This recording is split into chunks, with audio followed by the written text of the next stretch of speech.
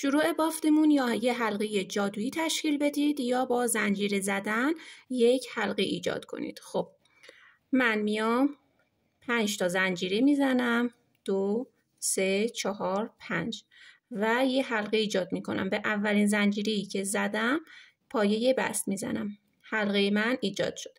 خب شروع رج بعد 3 تا زنجیره میزنم، حکم یک پایه رو داره و داخل این حلقه من 8 تا پایه بلند دیگه میبافم.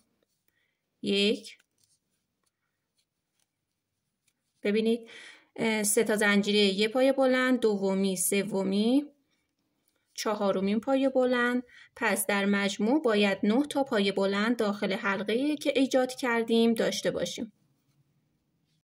نهمین پایه بلند رو هم بافتم، میام به سومین زنجیره پایه بست میزنم. برای رج بعد دوباره میام 3 تا زنجیره میزنم، حکم یک پایه رو داره. توی اولین پایه 2 تا پایه بلند میبافم. خب اولین پایه بلند و دومین پایه بلند. دوباره میرم پایه بعدی، توی پایه بعدی هم 2 تا پایه بلند میبافم. پس توی این رج باید 18 تا پایه بلند داشته باشیم، یعنی روی هر پایه بلند 2 تا پایه بلند میبافیم. ادامه میدیم تا آخر رج. خب به آخر رج رسیدیم. خب روی همه پایه ها 2 تا پایه بلند بافتم. این 3 تا زنجیری که زده بودم اینجا تک مونده. خب میام کنار این هم آخر رج یه دونه پایه بلند میبافم که میشه 18مین پایه بلندی که توی این رج داریم. حالا میام دوباره به سومین زنجیری که دارم توی اول رج زده بودم پایه بست میزنم و اتصالم رو انجام میدم. خب پایه بست رو که زدم حالا میام 3 تا زنجیره میزنم و حلقه پایه توی این رج میخوایم پایه پفکی ببافیم. پایه پفکی به چه صورت هست؟ ببینید روی همه این پایه بلندهای رج قبل باید پایه پفکی ببافیم و پایه پفکی رو 3 بار باید 3 تا پایه که الان بهتون میگم چیکار کنید. این 3 تا زنجیره رج قبل هستش، این هم یه پایه محسوب میشه دیگه، پس باید روی این کار هم ما یه دونه پایه پفکی داشته باشیم. خب 3 تا زنجیرمو که زدم، فقط این برای اول رجه. نخ روی قلاب میرم روی همون 3 تا زنجیره هام که یک پایه است، نخ میگیرم میکشم بیرون.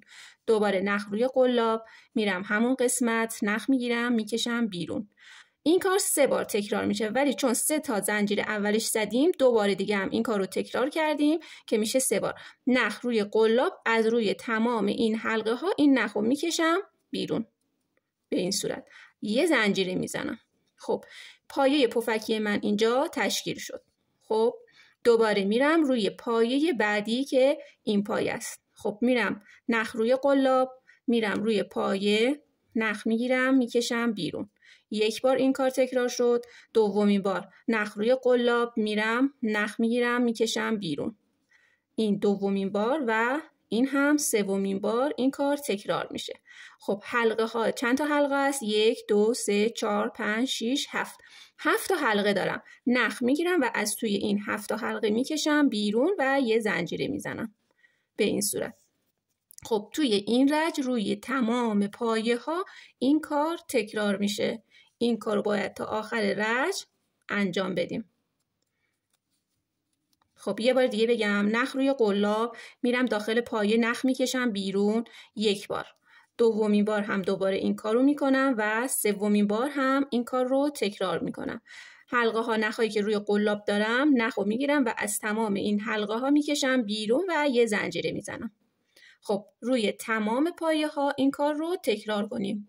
خب میرسیم به آخر رج. آخرین پایه پفکی رو هم بافتم، میام به این سومین زنجیره پایه بست انجام میدم و اتصالم رو انجام میدم. خب ببینید حالا باید بیایم توی این فضاهای بین پایه ذرتی ها هستش که یه زنجیره زده بودیم. بافتم رو انتقال میدم با پایه بست و خودم رو میبرم تا این فضایی که تک زنجیره‌ای بود. خب اینجا که بافتم رو انتقال دادم 3 تا زنجیره میزنم، حکم یک پایه رو برام داره. دوباره توی همین فضا یه دونه پایه بلند دیگه من میبافم. خب حالا میام پایه بین دو تا پفکی دیگه میام چیکار میکنم؟ یه دونه پایه پفکی میبافم به همون صورتی که گفتم 3 مرحله، دومین بار و سوم. پایه پفکیم رو میبافم، یه زنجیره میزنم، دوباره همونجا یه دونه پایه پفکی دیگه هم میبافم. به چه صورت بود؟ نخ روی قلاب، میرم نخ میکشم بیرون، شد یک مرحله. 3 بار این کار رو تکرار میکنم و میام نخ میگیرم و از داخل تمام حلقه ها میارم بیرون، یک زنجیره میزنم. دوباره میرم فضای بعدی 2 تا پایه بلند میبافم، یک پایه بلند و همونجا دومین پایه بلند. خب دوباره میرم توی فضای بعدی، بین پایه پفکی ها 2 تا پایه پفکی میبافم که بینشون یک دونه زنجیر است. خب این اولین پایه پفکی، یه زنجیره زدم، دوباره دومین پایه پفکیم رو اینجا میبافم. خب دومین پایه پفکی رو هم که بافتم، یه زنجیره میزنم، دوباره میرم توی فضای بعدی 2 تا پایه بلند میبافم. خب این کار تا آخر رج تکرار میشه. خب پس به چه صورت هست؟ میام دوباره فضای بعدی 2 تا پایه پفکی میبافم که فاصله بینشون یک زنجیره است، یه زنجیره و دومین پایه پفکی توی همون قسمت میبافیم. دوباره یه زنجیره میزنم، میرم توی فضای بعدی 2 تا پایه بلند میبافم، 1 و 2. دوباره میام فضای بعدی 2 تا پایه پفکی، فضای بعدی 2 تا پایه بلند، فضای بعدی 2 تا پایه پفکی بعدی و 2 تا پایه بلند. این کار تا آخر رج تکرار میشه. به آخر رج رسیدیم. ببینید توی این قسمت هم باید پایه ببافیم. خب این میشد یک پایه ذرتی ما توی رج قبل. این هم یه پایه ذرتی، پس فاصله بینشون باید پایه ذرتی ببافیم. ببینید قبلش 2 تا پایه بلنده، پس باید توی این قسمت 2 تا پایه پفکی ببافیم. اولین پایه، یه زنجیره میزنیم و پایه پفکی دیگه هم توی این قسمت میبافیم که بشه 2 تا پایه پفکی. خب دوباره یه زنجیره میزنم و میام به سومین زنجیره پایه بست میزنم. خب پایه بست رو زدیم. دوباره حالا برای رج بعد همینجا یه دونه 3 تا زنجیره میزنم، حکم یک پایه بلند رو داره. روی پایه بلند ها هر کدوم یه دونه پایه بلند میبافیم. خب این 3 تا زنجیره رج قبل بود، 3 تا زنجیره زدم که حکم یک پایه رو داره. میرم روی پایه بلند بعدی یک دونه پایه بلند میبافم. خب میرسم به ذرتی ها. ببینید این ببخشید پایه پفک، اینجا 2 تا پایه پفکی داشتیم، بینش یه زنجیره. میام توی فضای زنجیره تک زنجیره‌ای دوباره 2 تا پایه پفکی میبافم با فاصله یک زنجیره. خب اولین پایه پفکیمو میبافم، یه زنجیره میزنم، دوباره همون قسمت یه دونه پایه پفکی دیگه هم میبافم. اینم دومین پایه پفکی و یه زنجیره میزنم. خب ببینید توی این قسمت پس 2 تا پایه پفکی میبافم با فاصله یه زنجیره. خب دوباره یه زنجیره زدم، میام روی پایه بلند هایی که داشتم. روی پایه بلند اولی یه دونه پایه بلند میبافم. خب میرم پایه بعدی، روی پایه بعدی هم یه دونه پایه بلند میبافم. پس روی پایه بلند ها هر کدوم یه دونه پایه بلند میبافیم و فضای بین این 2 تا پایه پفکی ها 2 تا پایه پفکی میبافیم عین رج قبل. این رج هم به آخر رسید. قسمت آخر 2 تا پایه پفکی بافتم، دوباره میایم به سومین زنجیره پایه بست میزنیم. خب حالا میایم چیکار میکنیم تو رج بعد؟ شروعش 3 تا زنجیره است. روی پایه بلند ها هر کدوم 2 تا پایه بلند میبافید. خب روی این زنجیره رج قبل که داشتیم 2 تا پایه بلند میبافیم. خب 3 تا زنجیره زدم، حکم یه پایه، دوباره همونجا یه دونه پایه بلند دیگه هم میبافم که 2 تا پایه بلند داشته باشم. خب روی پایه بلند بعدی هم میام 2 تا پایه بلند میبافم، اولین پایه بلند و دومین پایه بلند.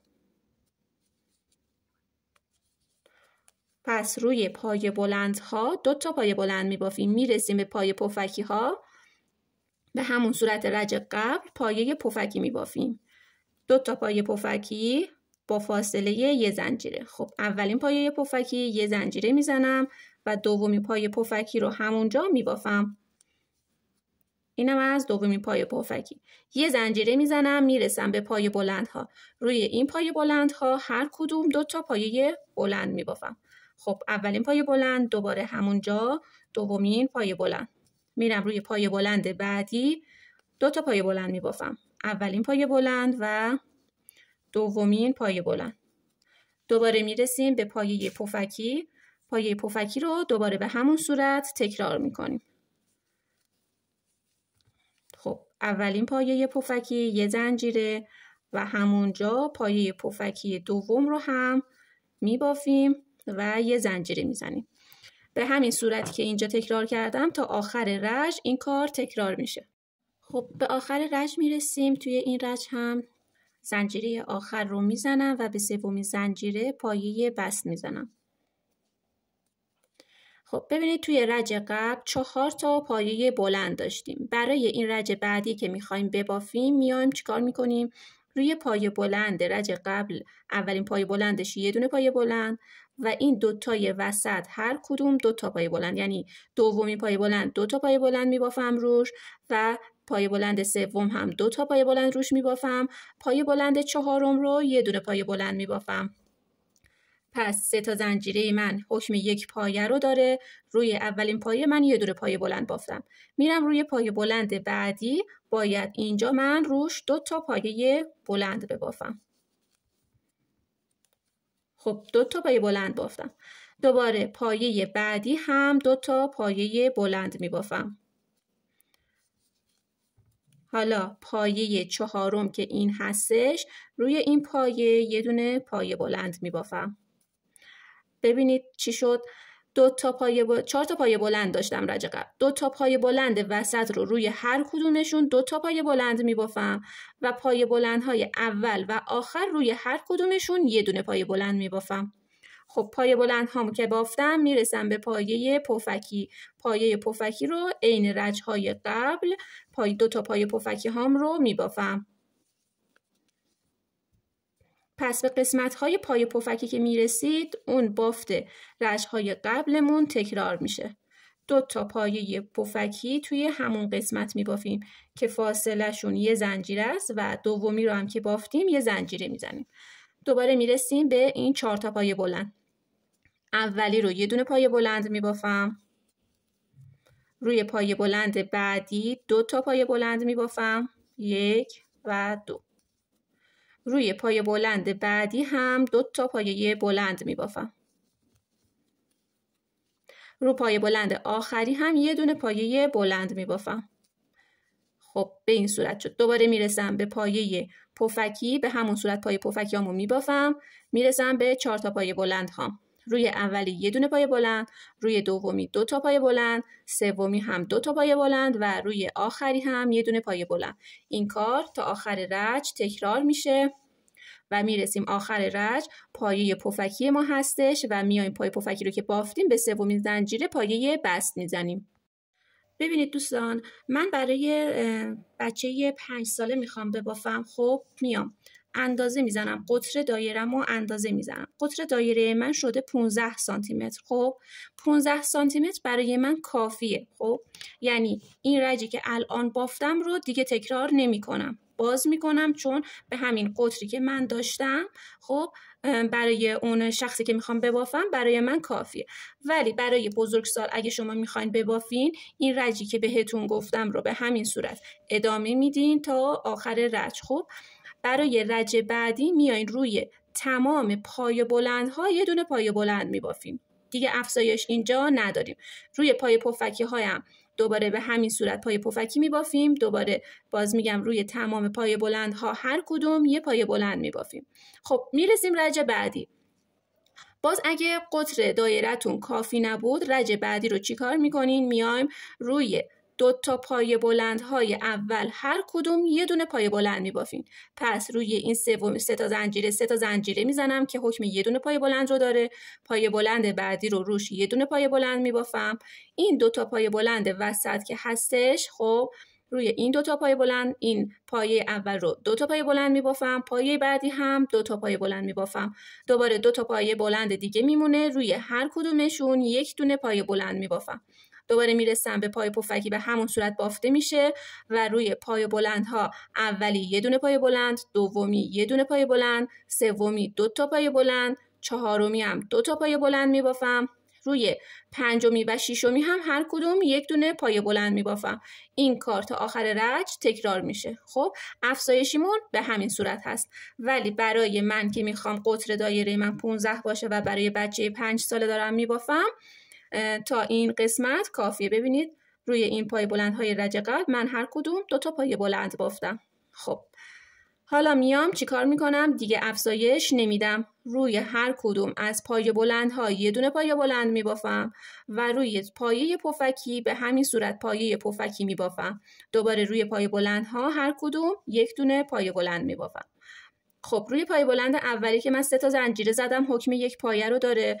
روی پایه بعدی دوباره 1 پایه بلند، پایه بعدی هم 1 دونه پایه بلند، پایه بعدی هم 1 دونه پایه بلند میبافم. میرسم به پایه پفکی هام. پایه پفکی هام رو هم به همون صورت قبلی که گفتم میبافم. خب پایه پفکی ها رو هم که بافتیم، یه زنجیره میزنم، دوباره به پایه بلند ها میرسم. روی هر کدومشون 1 دونه پایه بلند میبافم. روی اولی 1 دونه، روی دومی هم 1 دونه، سومی پایه بلند هم 1 دونه پایه بلند، روی چهارمی پایه بلند هم 1 دونه پایه بلند بافتم. دوباره به پایه پفکی ها میرسم، به همون صورت تکرار میکنم. این رج من تکرار میشه، دوباره رج بعد هم تکرار میشه، چون که کفی کلاه من به همین اندازه کافیه و دارم دیواره کلاه هم رو میبافم. پس این رجی که الان گفتم هی تکرار میکنیم تا به قطر اون کلاهی که مورد نظرمون هست، بلندی کلاه، به بلندی کلاهمون برسیم. خب به قد کلاهمون برسیم. پس این رجی که برای شما حالا شاید کامواتون ظریف‌تر باشه، خب تعداد این پای بلندها با من فرق داشته باشه. خب این رج تکرار میشه تا به قد کلاه برسیم. خب من این بافتم رو انجام دادم. به ارتفاع کلاه هم، ارتفاع کلاه من باید به 17 سانت برسه. خب ببینید الان ارتفاع کلاه من 16 سانت هست. بازم برای ارتفاع کلاه بستگی به خودتون داره. خب ارتفاع کلاه من 2 سانت یا 1 سانت که مونده تموم بشه، شروع میکنم لبه کلاهم رو کشباف میبافم. به چه صورت؟ یعنی 1 دونه پایه رو و 1 دونه پایه زیر میبافم. کشباف به چه صورت هست؟ خب پایه اول رو که زنجیره میزنم، خب میام کشبافت یکی رو، ببینید قلاب رو پایه برجسته از رو میبافم. قلاب رو به این صورت زیر بافتم میبرم، نخ رو میگیرم میکشم بیرون، پایه بلندم رو کامل میکنم. این شد پایه رو. دوباره برای پایه زیر نخ روی قلاب از پشت کار، از این زیر قلاب رو میبرم و روی این پایه به این صورت نخ میگیرم و میکشم بیرون. پایه بلندم رو میبافم. پس شد یکی رو یکی زیر. کشبافته یکی رو یکی زیر داریم میبافیم. دوباره نخ روی قلاب به این صورت نخ رو میبرم زیر پایه، نخ میگیرم میکشم بیرون. خب پایه بلندم رو کامل میکنم. خب روی این گندمی ها هم میتونید به این صورت ببافید. نخ روی قلاب، از پشت پایه بعدی من باید پایه زیر ببافم، از پشت کار به این صورت نخ میگیرم میکشم بیرون و پایه بلندم رو میبافم.